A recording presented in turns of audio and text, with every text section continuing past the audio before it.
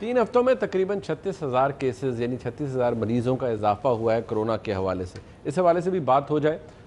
اگر آپ کو کوئی شکوک و شبہات ہیں کہ کرونا صرف عید تک تھا یا وہ لوگ جو ابھی بھی سازشی مفروضے تلاش کر رہے ہیں اس میں سے ذرا ان کے بھی 14 طبق روشن ہو جائیں. ذرا اس حوالے سے بھی بات ہو جائے گی کہ ریالٹی کیا ہے. اور یہ کہ عید سے قبل جو واقعہ ہوا پلین کریش تھا کراچی کے اندر, اس حوالے سے جو آئیڈینٹیفیکیشن کے لیے بھیجا گیا ہے پنجاب حکومت کی طرف سے, لاہور سے جو ایک ٹیم گئی ہوئی ہے جو آئیڈینٹیفائی کر رہی ہے انفیکٹ کہ لاشوں کی آئیڈینٹیفیکیشن ہو سکے, میتوں کی آئیڈینٹیفیکیشن ہو سکے, کیونکہ ایک بہت ہی تکلیف دہ مرحلہ ہے لواحقین کے لیے کہ جن کو اپنے پیاروں کی باقیات تک اب تک نہیں مل پا رہی. اس حوالے سے بھی بات کریں گے. میرے ساتھ موجود ہیں پروفیسر ڈاکٹر جعفر, آپ وائس چانسلر ہیں یونیورسٹی آف ہیلتھ سائنسز کے, ملک کے نامور ڈاکٹر بھی ہیں.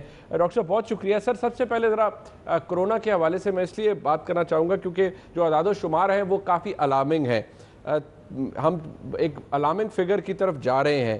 کیا آپ سمجھتے ہیں کہ صورتحال کو خطرناک سٹیج پر جا رہی ہے؟ کیونکہ اس سے پہلے جب بھی ہم بات کرتے رہے ہیں, آپ سے بھی رائے لیتے رہے ہیں, تو اس وقت سچویشن شاید اتنی کرٹیکل نہیں تھی. کیا اب ہم اس جگہ جا رہے ہیں جہاں پر نمبر آف کیسز انکریز ہو رہے ہیں یا کوئی پینک کی سچویشن ہو سکتی ہے؟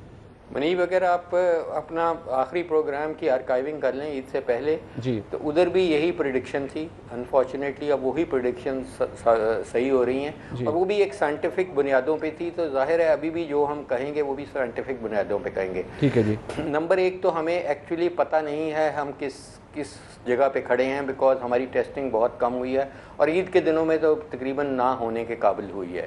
تو اس لیے ایگزیکٹلی ٹریجیکٹری دینا تو ممکن نہیں ہے. لیکن یہ میں بتاؤں کہ آپ کا 1 گھنٹے کا پروگرام ہے اور 1 گھنٹے میں اوسطاً ہم 2 قیمتی جانیں کا ضیاع ہو رہا ہے پاکستان میں خالی. اور کیسز جو ہیں وہ اب پہلے تو ایڈ آن ہو رہے تھے, اب انفارچونیٹلی وہ ملٹیپلیکیشن کی طرف جا رہے ہیں. اور ابھی جیسے ہی ہم نے عید کے بعد ٹیسٹ زیادہ کیے تو you will see that they will be unfortunately جو ان کا ڈبلنگ ٹائم ہے وہ 2 ہفتوں سے 1 ہفتے پہ آنے کی طرف جا رہا ہے. تو اس لیے میں سمجھتا ہوں کہ اس وقت انفارچونیٹلی ہم بہت ہی الارمنگ سچویشن کی طرف جا رہے ہیں. جب ہم اپنے خطے کو کمپیئر کرتے ہیں انڈیا, بنگلہ دیش اور سری لنکا, تو ہمارے ورسٹ فگرز آ رہے ہیں مورٹیلٹی کے, because we 4 per million people are dying in Pakistan from کووڈ-19. انڈیا میں اباؤٹ 2.5, تو بنگلہ دیش میں اباؤٹ 2, سری لنکا میں اراؤنڈ 1. تو even with in this region کیونکہ ہمارا ہوسٹ فیکٹر سیم ہے, we are coming up with very very alarming results. اور لیکن انفارچونیٹلی میں اور آپ تو یہ سمجھ رہے ہیں یہ چیز, شاید آپ کے پروڈیوسر بھی سمجھ رہے ہیں, کچھ آپ کے ناظرین بھی پڑھے لکھے سمجھ رہے ہیں, لیکن کامن بندے کو سم ہاؤ اتنی کوریج کے بعد بھی, اتنا سمجھانے کے بعد بھی یہ اثر نہیں ہو رہا. And we'll have to find some tool کہ وہ سمجھ جائیں. ابھی بھی وہ فکشن ہی سمجھ رہے ہیں انفارچونیٹلی. ٹھیک. ڈاکٹر صاحب آپ کے نزدیک سر یہ فرمائیے گا, یہ ایز ہو گیا لاک ڈاؤن میں, کیا دوبارہ لاک ڈاؤن, سخت لاک ڈاؤن آج کی ضرورت ہے یا مسئلے کا حل ہے یا نہیں؟ We have gone past that stage. دیکھیں پریکٹیکلی تو منیب شاید آپ مجھ سے پہلے بہتر بتا سکو کہ یہ پریکٹیکلی پاسبل ہے, کیونکہ اس میں ظاہر ہے پورا ملک کو اکانومی بھی دیکھنی ہے, پریکٹیکلٹی بھی دیکھنی ہے. وڈ اٹ بی پاسبل اور not? As a scientist, as a physician میں اسٹرانگلی یہ کہوں گا یس کہ اس کو, لیکن وہ لاک ڈاؤن نہیں جو پچھلے ہسٹری میں ہمارے پاس ہوتا رہا, جو ہم مذاق کرتے رہے لاک ڈاؤن کے نام سے, چاہے کسی بھی پروونس میں یا کہیں بھی تھا. وہ لاک ڈاؤن نہیں, lockdown should mean lockdown, اور پھر ہی یہ لوکل ٹرانسمیشن رکے گی. اور دوسری یہ ہے کہ اللہ کی طرف سے رک جائے, وہ تو کچھ نہیں ہم کہہ سکتے کہ اللہ کی طرف سے یہ وائرس اللہ کی مرضی سے آئی ہے, اس کی مرضی سے 1 منٹ میں چلی جائے گی, اس نے کہنا ہے ہو جا تو ہو جانا ہے, یہ تو ہمارے دین کی بات ہے. لیکن سائنٹیفک بنیادوں پہ یہ کہ یہ کس طرح پیک کب ٹچ کرے گی, کیسے ٹچ کرے گی, we'll have to do something. کیونکہ پبلک تو دیکھیں اس وقت بالکل اس کو بالکل بھول چکی ہے. وہ سمجھ رہے ہیں کہ یہ لاک ڈاؤن ختم ہونے سے یہ بھی ختم ہو گئی, عید پہ اس کی چھٹی پہ یہ چلی گئی, اب واپس نہیں آئی ابھی تک.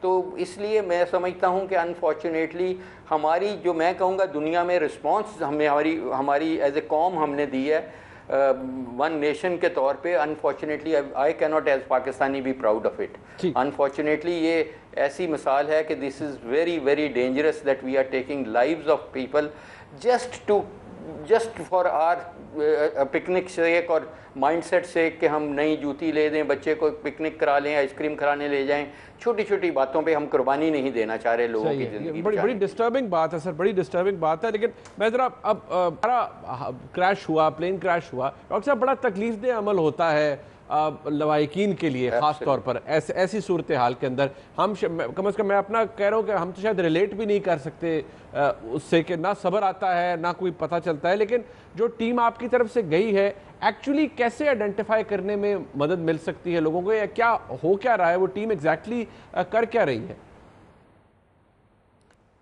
देखिए मुनीब, ये अनफॉर्चुनेटली तीसरा वाक़या है पाकिस्तान में जो यही टीम इन्वेस्टिगेट कर रही है और मेरे साथ मिलके कर रही है। एयर ब्लू के क्रैश से हवेलियाँ क्रैश इसी टीम ने आइडेंटिफाई किया था, जनेद जमशेद और तकरीबन 70 दूसरे लोगों को, जो उस वक़्त मैं पिम्स में चीफ एग्जीक्यूटिव था। और ये अब ये टीम UHS में, ये एक ब्रांच है मेडिसिन की जिसको हम फोरेंसिक ओडोंटोलॉजी कहते हैं। ये डेंटिस्ट्री की एक सब स्पेशलिटी है जिसमें हम PhD कराते हैं, और अल्हम्दुलिल्लाह सिर्फ मेरा ख्याल है हम ही करा रहे हैं। इसमें बेसिकली उस वक़्त भी हमने बहुत कोशिश की, और अभी हमारी डेंटल कॉन्फ्रेंस पे भी आरिफ अलवी साहब आए और उन्होंने इनॉग्रेट भी की कि हमने कहा था कि एक नेशनल डेंटल रजिस्ट्री होनी चाहिए। उसका मकसद ये होता है कि अगर किसी का भी कोई डेंटल प्रोसीजर हुआ है तो वो अपलोड हो जाता है, एक वेबसाइट हमारी UHS की मौजूद है। लेकिन उसमें भी हम सक्सेसफुल नहीं हो पाए अनफॉर्चुनेटली। तो होता ये है कि खुदा न खास्ता जब ऐसे कोई क्रैश, ऐसे कोई वाक़यात होते हैं, और ये हम इंटरनेशनली भी हम टीमें, ये वाली टीम हमने श्रीलंका भी भेजी थी जब वहाँ पे ब्लास्ट हुए थे, तो जहाँ आइडेंटिफिकेशन का बॉडी चार्ड हो जाती हैं, बर्नट हो जाती हैं या पीसेस में चली जाती हैं, तो एक हमारे पास DNA का प्रोसीजर है जो बहुत टाइम कंज्यूमिंग है और जो कि पॉसिबल भी समटाइम्स नहीं होता, बिकॉज उसमें DNA बर्न हो चुका होता है, और बोन का DNA जब लेते हैं वो इतना ज़्यादा रिलायबल नहीं रह जाता, सॉफ्ट टिश्यू का ज़्यादा रिलायबल होता है। तो वो बर्न अगर हो जाए तो वो डैमेज हो जाता है।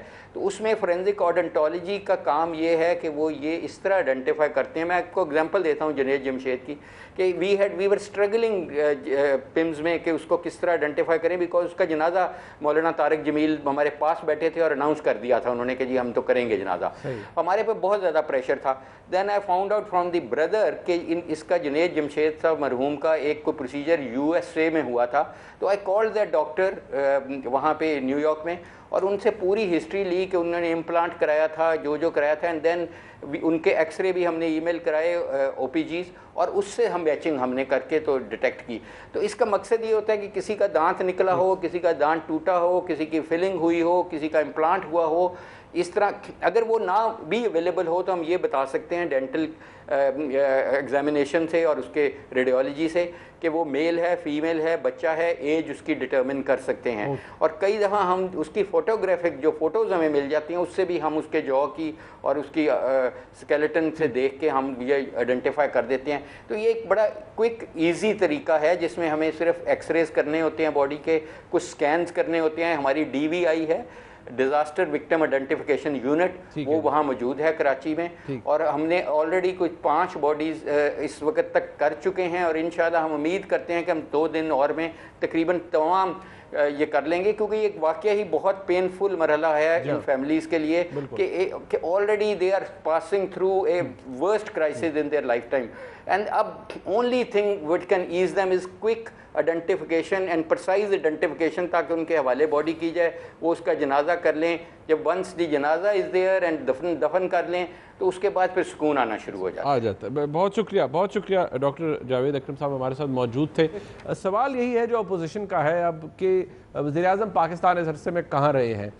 व्यू ज़रूर है, कुछ लोग कह रहे हैं कि वज़ीर-ए-आज़म को कराची जाना चाहिए था, जो लवाहिकीन है उन लोगों के जिनकी जाने गई उनसे मिलना चाहिए था, लेकिन एक व्यू ये भी है कि वज़ीर-ए-आज़म कम से कम उनकी जो पॉलिसी, जो कम से कम फैसला साजी थी वो जल्दी होनी चाहिए थी, और इस हवाले से बेहतर काम होना चाहिए था, बेहतर हो सकता था। जबकि हुकूमत का मौक़िफ़ ये है कि वज़ीर-ए-आज़म ने ऑलरेडी इस हवाले से बहुत काम किया है। फेडरल मिनिस्टर जो एविएशन के हैं गुलाम सरवर खान साहब, वो भी कराची तशरीफ़ ले गए, और बड़ा हैंड्स ऑन किस्म का इस वक्त एक्सपीरियंस चल रहा है पाकिस्तान की वफाकी हुकूमत का। लेकिन शायद अपोजिशन इससे नाराज़ है और खुश नहीं है। इस पर बात होगी, मुल्क की सियासत के ऊपर भी बात होगी। एक ब्रेक के बाद हमारे साथ रहेगी।